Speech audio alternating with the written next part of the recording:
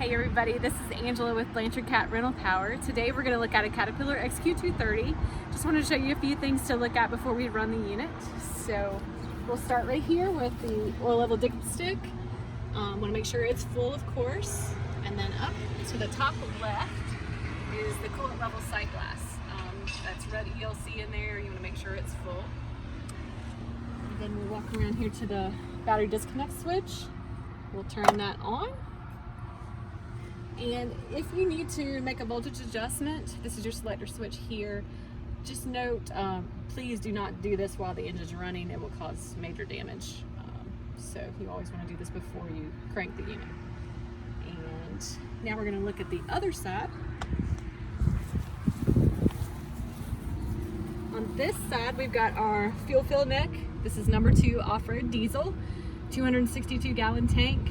And this is your mechanical gauge right here, so you can view the fuel level.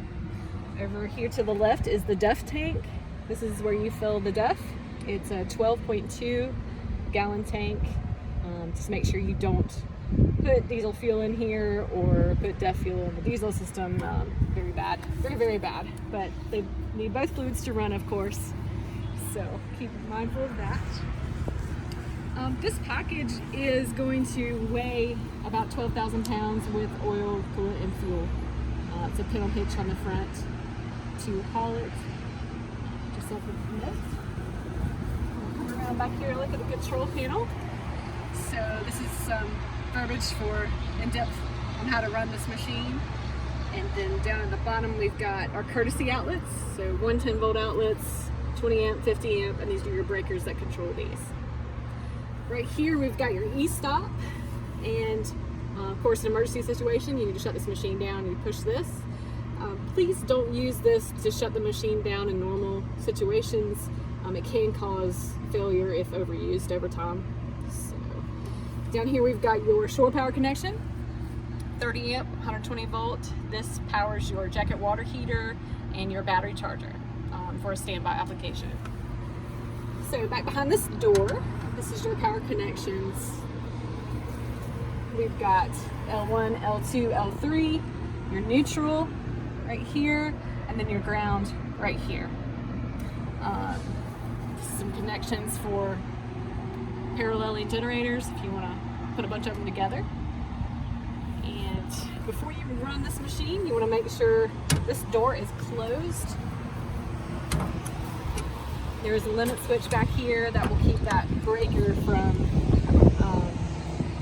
closing, and it will trip if this door gets open. So safety issue, always keep this door closed. So we want to go up here and look at the EMCP 4.4 panel. To run this machine, you would hit the run button. First off though, if you've got an alarm going off, usually kind of the control switch not an auto alarm, or the coolant temperature is too low, you'll have a alarm going off. You can silence it by hitting this acknowledge button here, and then you can click on event log to see your genset events and reset them if you need to. So you can toggle, you hit the engine button here, and you can toggle through the different parameters here. And so again, if we want to run it, we hit the green button. If you wanted to connect to a remote start stop, and you would click auto to run it that way.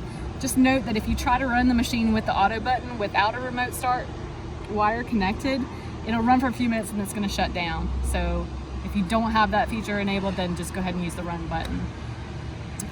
So after you're running, you can click the AC, so you can read your voltage and your amps.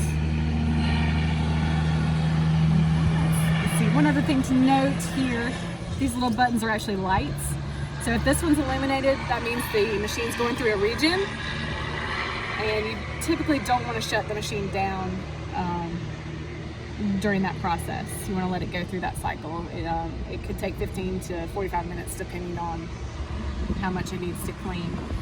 If this one's illuminated, you've got an issue with the after treatment system, so you'll need to call us to come out and see what's going on. Breaker. If when we're ready to close the breaker, you just hit this button to close the breaker, and then you hit this one to open it back up. To shut this machine down, you'll hit the stop button. It's generally going to tell you right here where it says stopped, it'll say cool down. Most of the time it's a 5-minute cool down. If you don't want to wait that long, you can hit the stop button again or hold it until it says shut down and you hit OK to bypass that. Then let's show you one more thing after you shut the machine down. Come back over. Just note, if this light is illuminated, that means the system is purging, the Tier 4 system is purging, so if you can, just let that cycle through.